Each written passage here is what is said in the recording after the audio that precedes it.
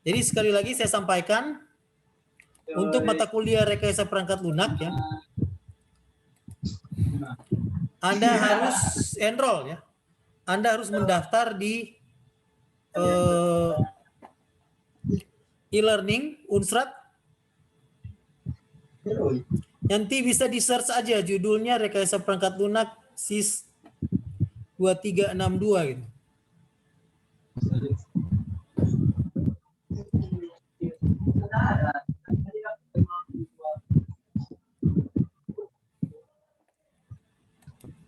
Jadi kalau yang sudah bisa online silakan melakukan pendaftaran dulu di minggu pertama ini. Saya harapkan semua mahasiswa baik kelas A dan kelas B sudah melakukan pendaftaran di modul e-learning.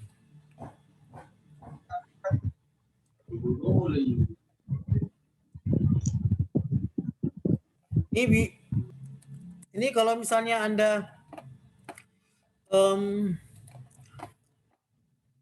menekan chatting itu kayaknya langsung bisa itu ya, link ini di chatting ya. Kalau menekan chatting di link itu kayaknya langsung bisa itu, langsung terbuka kursnya, atau mungkin harus masuk dulu ke portal Inspire, baru ke e-learning, kemudian Anda search course yang ini, baru sesudah itu melakukan registrasi.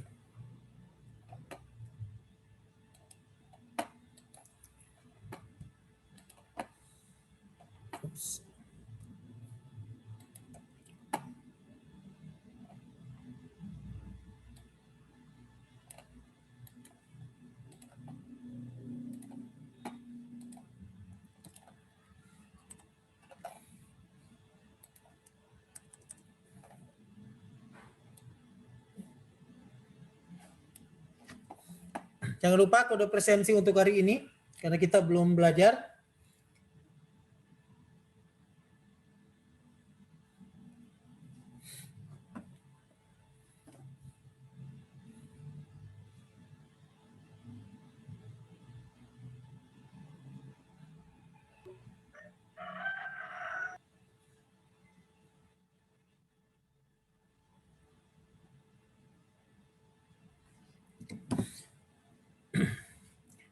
Jadi saya berharap supaya Anda di minggu ini sudah bisa melakukan registrasi ke modul e-learning.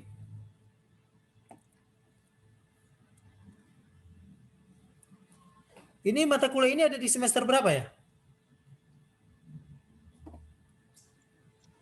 Semester 4 benar. Semester 4 benar. Ya? Iya benar. Oke. Jadi setelah Anda enroll di mata kuliah ini, nanti Anda bisa belajar modul yang pertama ya, pengantar kuliah, manajemen kuliah. Di situ Anda bisa belajar tentang apa yang dimaksud di dalam mata kuliah ini, subcapaian pembelajaran. Nah ini yang saya katakan tadi, ini yang harus dipenuhi oleh mahasiswa gitu di akhir semester. Dia harus paham dan bisa menjelaskan apa itu proses perangkat lunak. Dia harus paham dan bisa menjelaskan apa itu persyaratan perangkat lunak. Dia dapat menjelaskan dan menerapkan implementasi perangkat lunak. Dapat menjelaskan dan menerapkan pemeliharaan perangkat lunak. Dapat menjelaskan dan menerapkan pengujian dan kualitas perangkat lunak.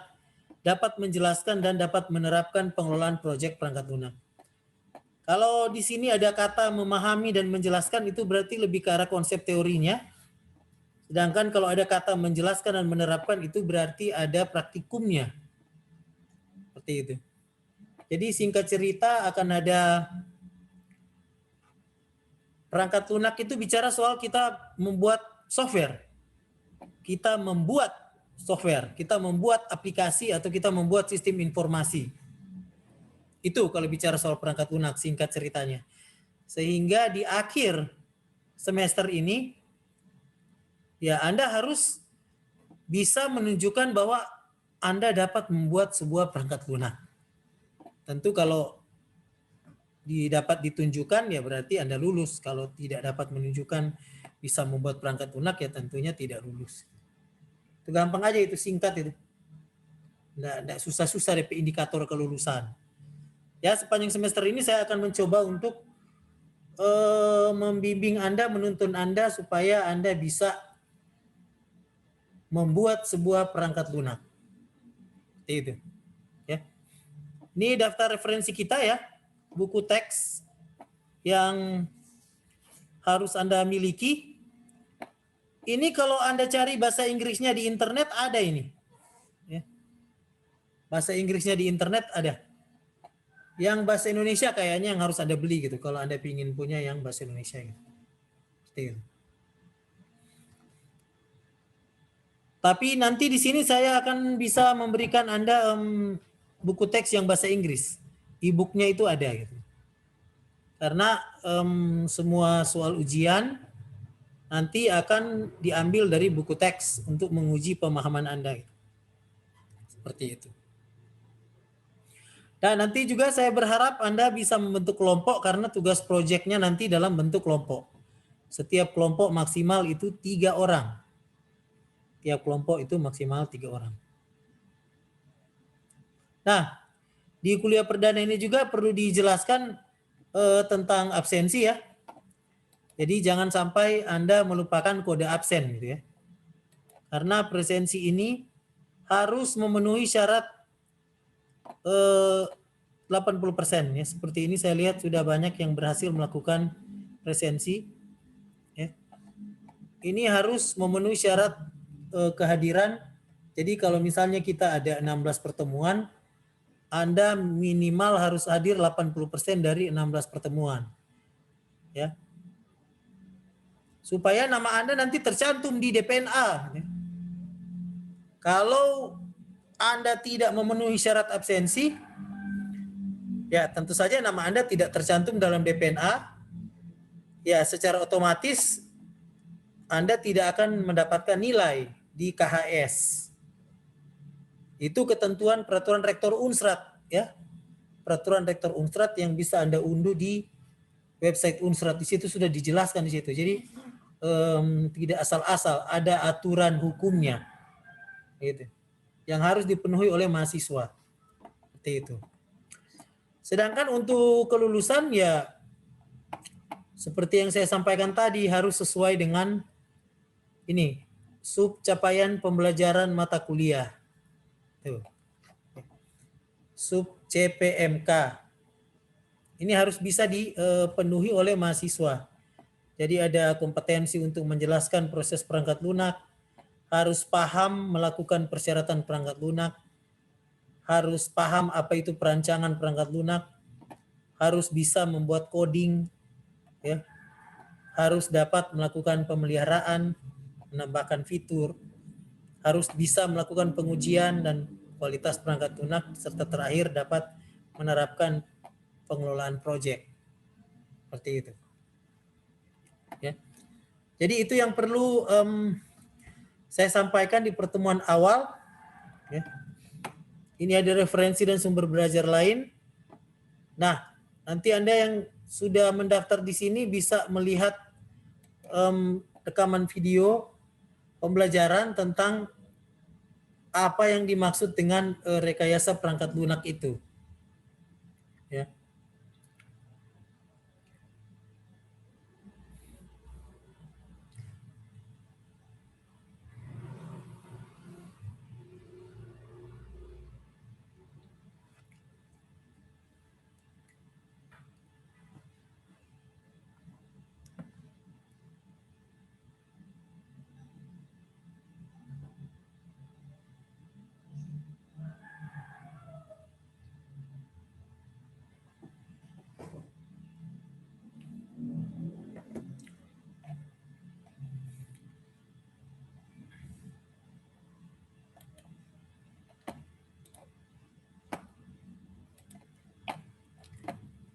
Jadi materi pertama itu tentang menjelaskan tentang cakupan materi yang Anda akan pelajari. Ya. Sedangkan materi kedua itu tentang tren dari perangkat lunak yang sekarang. Gitu.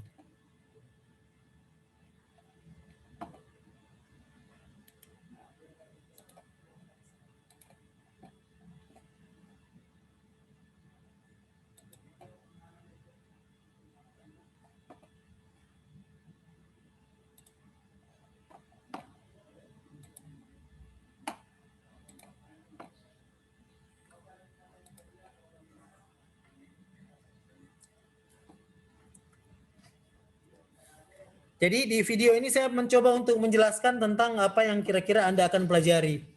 Ya. Ini buku teks yang kita akan gunakan nanti ya.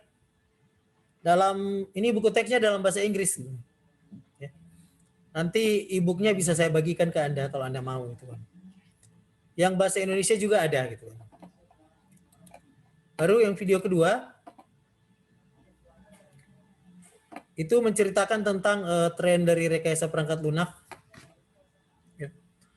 Jadi Anda bisa menonton video ini dan akan mengetahui kondisi terkini dari keilmuan rekayasa perangkat lunak itu setelah memasuki masa pandemi COVID-19 itu seperti apa itu pengembangan perangkat lunak yang dilakukan di situ. Ya. Jadi saya kira untuk minggu ini itu yang aktivitas yang perlu Anda lakukan ya. Jadi selain mengambil absen, juga mendaftar di modul e-learning. Sesudah itu menonton 2 film pengantar pembelajaran perangkat lunak. Nah, silakan yang ingin bertanya, saya berikan kesempatan.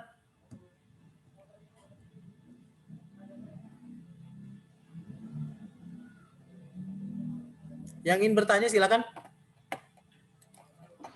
Nah, benar. Mau tanya dulu tentang ini yang Mbak Enrol.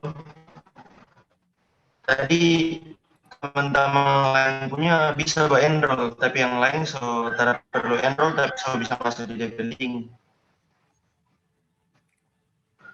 Nah, Ini dengan siapa ini yang bertanya? Ini saya tidak bisa mendengar pertanyaannya dengan baik gitu.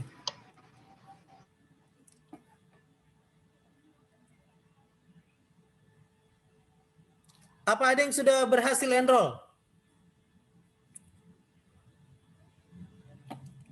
Ada yang sudah berhasil? Coba di sharing. Share screen. Layar Anda yang sudah berhasil enroll. Richard Pengantung, udah bisa ya? Ini benar saya enroll. Coba scrolling ke atas. Coba terus. Ini kayaknya Anda salah enroll ini. Anda enroll di program studi informatika, harusnya Anda enroll di program studi sistem informasi. Ini kan? Dicari di sistem informasi semester 4 tidak dapat, benar. Kalau begitu jangan cari di semester 4. Cari dari fakultas. Ya. Kalau masuk di fakultas ini, waktu Anda di fakultas ini, coba klik fakultas MIPA.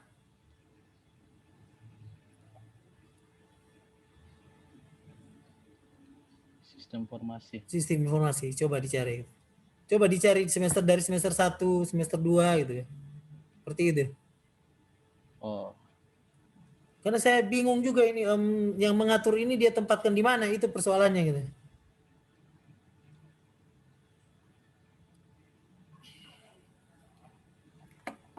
Tunggu sebentar ya.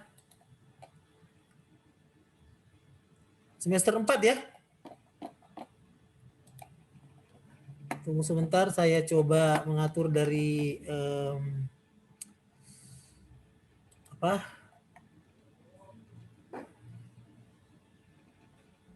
saya coba atur dari akun saya gitu, bisa nggak ya?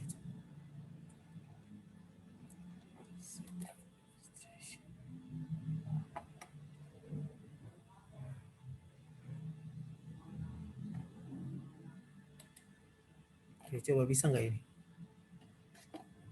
Oke, sebentar. Saya pindahkan thread. Nah, coba nih, coba di-sharing kembali. Richard Pengantung di-sharing kembali.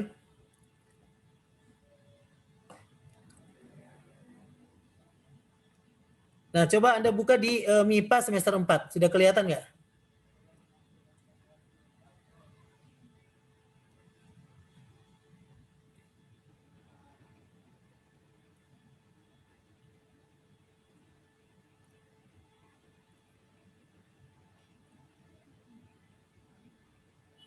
Oh ini rekayasa perangkat.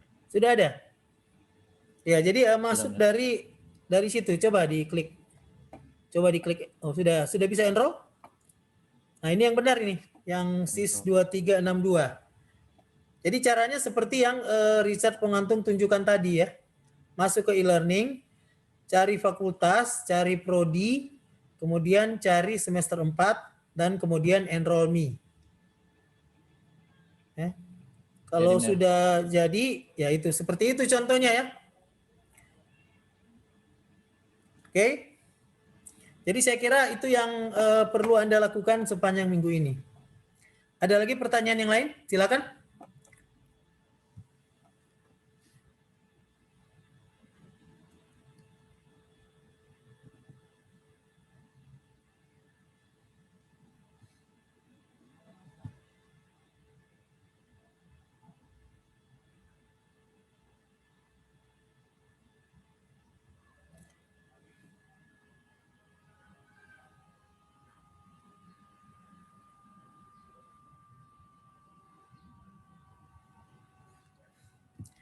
Oke, sudah tidak ada pertanyaan?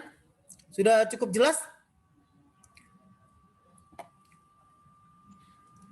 Sudah cukup jelas ya? Sudah benar. Iya, benar. Ya, oke. Kalau begitu saya akan akhiri pertemuan daring kita pada hari ini.